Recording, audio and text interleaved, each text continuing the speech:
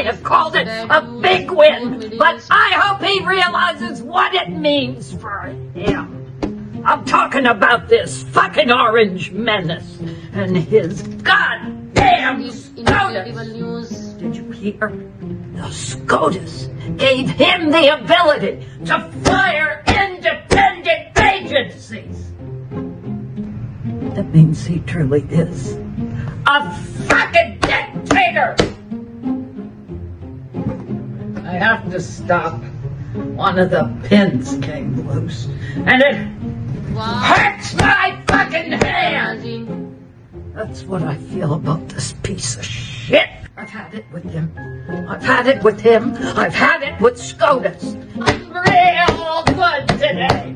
Till it's black. This is bad news for Middle East. Supposed to be teacher, comedic satirist, saying, "We got a problem, Houston."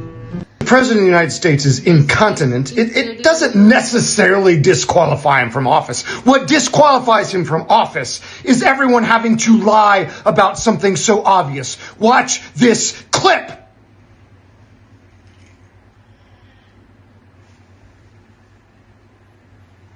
The man just filled his diaper. This is incredible. That's what's going on. The President of the United States is crapping himself in public standing up, which, hey, could come out and say, listen, I'm almost 80 years old. That's happening. On to more important things. Fair enough. The fact that everyone around him has to lie and pretend it's not happening is a huge problem, because that means that's what they are doing for everything. Well, here's another clip. The Lincoln Memorial, it was built, I guess, a little after the Lincoln Memorial. It's amazing. What was that? I'm sorry. When was the Lincoln Memorial built? Just after the Lincoln Memorial. The man has lost his mind. The man can't control his bowels. Oh, but hey, well, let's look at this. You'll notice he can't stay awake. The man is losing his mind and sentience. We have no functioning president right now. While we are at war on multiple fronts, while gas prices are going up, while prices are surging across all consumer goods, we have a giant problem on our hands, and he's crapping his pants. Not AI. I'm an American. I pay $1,600 for a flat that has no bedroom. It's been years since I made that video, and let me tell you what's changed in my life since then. My rent raised by $200. I live in a 200 square foot flat that has no bedroom. The cost of food has skyrocketed. Gas has skyrocketed. I have looked for a cheaper place than this for the last year. And the only thing that is available in this area is 1 bedrooms in a shared house for the exact same price. Sure, I can maybe find something for like $100, $200 cheaper, living with a bunch of fucking dudes in a smaller space. Like, I'm already at 200 square feet, guys. I've gone viral numerous times. I've been posted on every form of social media under every language I can think of. That part's arguably kind of cool. So what am I doing about it? I'm leaving. I'm leaving the United States. And I could care less if you don't believe me, if you think I'm AI, if you think I'm British, because I used the word fucking granny flat. You guys are nuts. Last year, you guys thought I was an 18-year-old Russian spy with a good American accent. Guys, I'm from Iowa. I don't care if you think I'm a liar. I don't care if you're thinking I'm living outside my means. I don't fucking care. Because I know that the people that are doing well right now are not the majority. So it's cool if you're doing great. It's cool that your kids are doing great. I couldn't be happier for you. This video isn't for you yet, because it will be for you soon. This is for all the people in the same situation that I am. All of us. That you're not alone. You're not a failure. Our country failed us. And I know more people relate to me every single day, because the comments have gone from straight up criticism to people saying, hey, I get it. We're in the same boat. And it sucks. But I'm in the same boat as millions of other Americans, and there's no justification for this. Sure, you can say, well, Halo, you can live in a car. Well, you can move back in with your grandparents.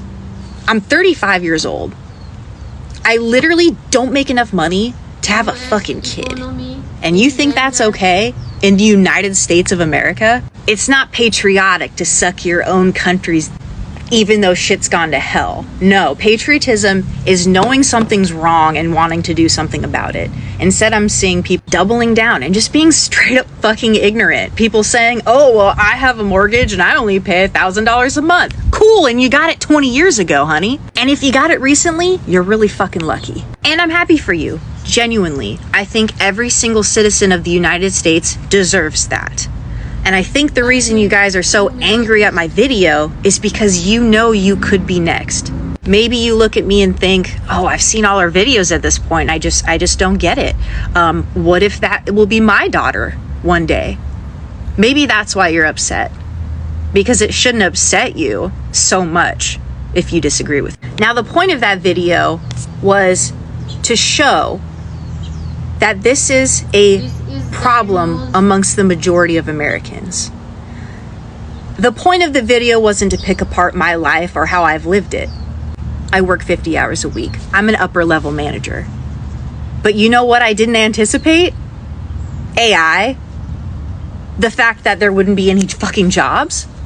The fact that groceries and rent are more difficult for me to afford now as a 35-year-old than when I was fucking 18, living on my own in a 1-bedroom brand new apartment. That's the shit people don't think about. I've lived through all of it. I grew up when times were good, when times were easy. Like, I was even a part of it as an adult. I was living on my own. It was easy. Now I'm 35. And I am highly considering whether or not I should be moving in with my 85-year-old grandparents just to restart my life. But I'm not doing that. I'm leaving the United States. Fuck this. Fuck all of you who thought this was a red versus blue issue. Fuck all of you guys who thinks that working more is going to solve any problem, or that people should resort to living in their cars in the United States. Fuck all that. The truth of the matter is we were lied to. We were sold an American dream, and there isn't one anymore. It's an American nightmare. And I'm dipping. I'm going to a country that has affordable health care, that I can walk into a hospital and only have to pay $20 to $50. And I don't have to worry about a copay. And I don't have to worry about credit card debt, because I won't have to have it just to see a fucking doctor. And credit scores? That doesn't even fucking exist in other countries, man. I won't have to worry about housing going up every fucking year. And I won't have to listen to any more ignorant fucking Americans who are just sitting in their fucking privilege away from the rest of us on their little island of joy, completely willfully ignorant that they are actually next. Hi, I'm Halo. I'm not AI. I'm the average American. And you guys are going to join me soon. Good luck. Hey, this is a message to the finance major I hooked up with my senior year of college. Hey, Diva, I know you know I'm queer now, but I also know you know I didn't know anything about saving or retirement planning when we dated, and I told you that my family's retirement plan was lotto tickets, and so you taught me all of the basics on retirement planning, how to open up a 401k, Roth IRA, what a brokerage account was, and what a high-yield savings account was, and so I listened to you, but then I was like, hey, I have $70,000 in student debt. How am I going to be able to do all of that? And you said as long as the interest rate on your loans is less than the rate of return in the market, you should put as much money as you can in the market. And I don't care what your first salary is, Alyssa. I want you to take $20,000 off of that salary and attempt to live within the means of your salary minus $20K. And so I listened to you. And so when I was 21, I took $20K off of my salary and I put any extra dollar I had towards my private student loans because the interest rate was higher, and I paid the minimum on my government loans because the interest rate was less than 5%. And after my first job, for every job I had where I made more money, instead of putting that money in my bank account, I actually capped my salary at $60K. And so whether I made 6 figures or more, I never made more than $60K, and I didn't experience lifestyle creep because I decided to open up the accounts you told me to, from maxing taking out my 401k to opening up a Roth IRA to opening up a high yield savings account and a brokerage account. And listening to you is the reason why at 28 I was able to quit my job and take a chance on myself and see if I can develop my own streams of income instead of having to rely on a corporation for the next 3 decades. So I just wanted to say thank you, because if it wasn't for your advice and the things I taught myself over the past few years, I wouldn't be able to take the chance and the leap that I'm taking. And it's really frustrating that while power is hoarded for people that have a lot of money, so is generational knowledge. And you helped me gain knowledge that I try to pass down to as many people as I can, so other people that don't have that generational knowledge can also build generational wealth too. So I just wanted to say thank you. Please don't scroll. Please stop. Please, I'm begging you. I need your help. I need your help. I have made this video 3 times and each time TikTok deletes it. So I don't know what the problem is, but I'm gonna keep making it because it's that important. I don't even know where to start. So I work at a clinic for intellectually disabled people. So the IDD population is horribly underrepresented, and there's not a lot of places for them to get care, specialized care. A lot of places don't want those people because they have behaviors, or you know what I'm saying, they just don't know how to handle them. But we do, like, that is our whole job. That is all we do. I'm gonna post here where I work so you can see where it is, what we do, stuff like that. Also, I'm sorry I look this way. I usually use a filter, but I've been crying since I found out, so I'm so sorry. Anyways, here's where I work.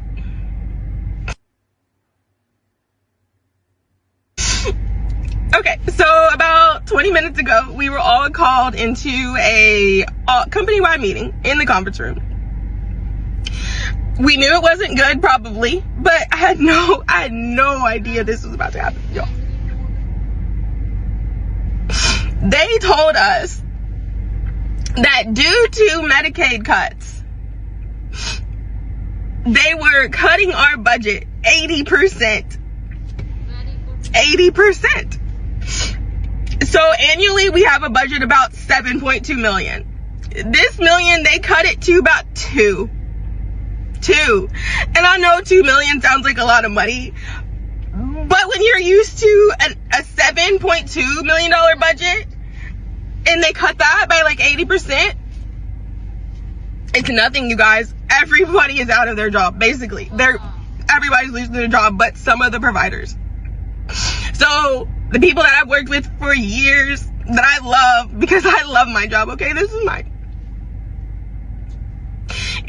dream job. I love this job. And I love these people.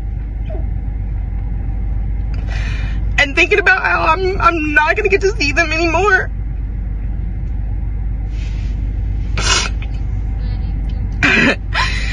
Anyways, they told us not to talk about it.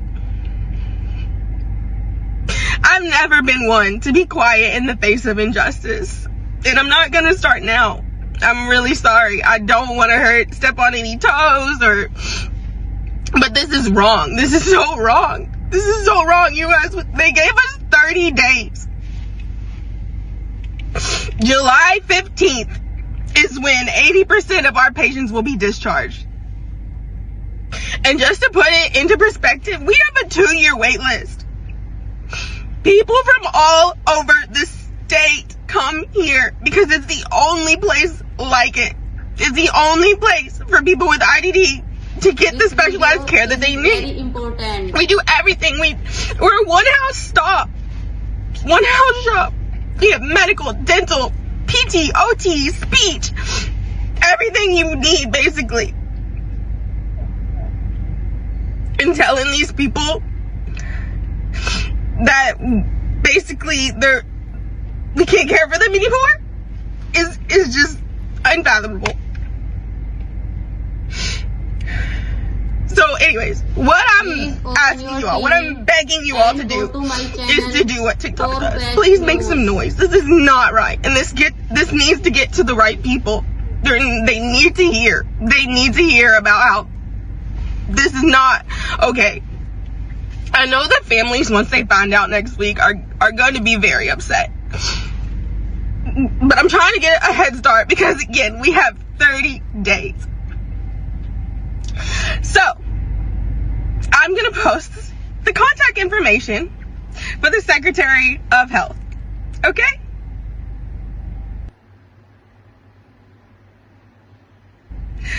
And then I'm going to post the contact information for the Governor of Kentucky.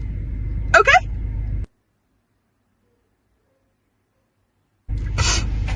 Now, I don't know whose decision this was directly. I don't know if this was the Secretary of Health's decision, but I do know that he knows about it. I do know that he is the one that verbalized the decision to our owners. I'm gonna try to get through this without crying. But today's video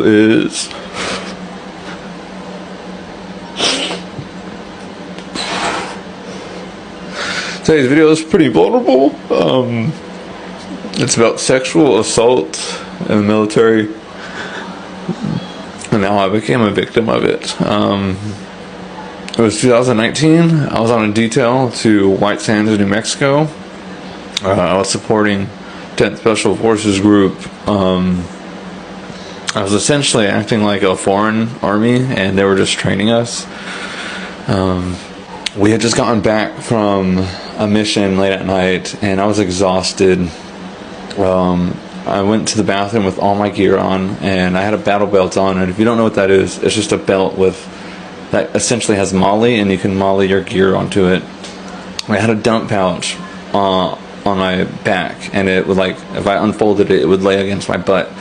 And it was unfolded at the time, and a civilian contractor had walked past me while I was using the bathroom and brushed up against it. And at the time, I didn't really think of it, like, I mean, I had gear on, like, it was probably easy to brush up against it. A few minutes later, I had taken my battle belt off, all my other gear off, so it was just pants and a combat shirt, and I was drinking out of the water fountain, bent over, and as I was drinking, this man came behind me and put his hand between my legs, and as he was grabbing me, he asked if I was a gay army boy. At the time, my initial reaction was just like, what the fuck? I didn't know how to process what had just happened, so I went outside to tell everyone about it, and their initial response was to laugh and make fun of the situation. So I just laughed with them because I didn't really know what else to do. A few minutes had gone by of me being outside with everyone, and that contractor had come out and tried looking for me and offered me a beer. I said no because I was genuinely scared. And yeah, I went to tell my squad leader after he offered me a beer about it, and he woke up out of his sleep and essentially went and cussed the man out. And then we went to bed. The next day I woke up, it was 10th Special Forces Group Sergeant Major wanted to see me and wanted to hear my story. I told him my story, and by the next hour, that man was packing his bags and leaving our bay. I still think about that time a lot. Certain situations, certain memories lead me back to that one memory. I decided to share this with you guys because over the years, I thought talking about it would make me look weak. But after getting it out, I feel a lot better. And I hope this encourages other people to speak out and not be afraid. So yeah, thank you for listening. I'll see you tomorrow. They are laughing at us. They are killing innocent people. They are sending our sons and daughters to die for nothing, and they are laughing at us. Watch this clip. Where do you think things stand right now in terms of the war with Iran? Boy, that's a multi-thousand-year-old question. I want those laughs played on a loop when these people are held to account if they have committed war crimes, and we can prove it in a tribunal, in a court, which I believe we can. Look at the absolute arrogance and stupidity of the United States representative. This man is in Congress, asked literally about the war. It's 1,000 years. The United States has only been around 250 years. We've been at war for 5 months. No, it's not thousands of years. United States soldiers haven't been dying for thousands of years in Iran. We haven't been depleting our munitions stockpile for thousands of years. Iranian school children haven't been bombed for thousands of years. The absolute arrogance and stupidity of that kind of sentiment and laughing at us is how little they think of the American public. It is time to take back our country.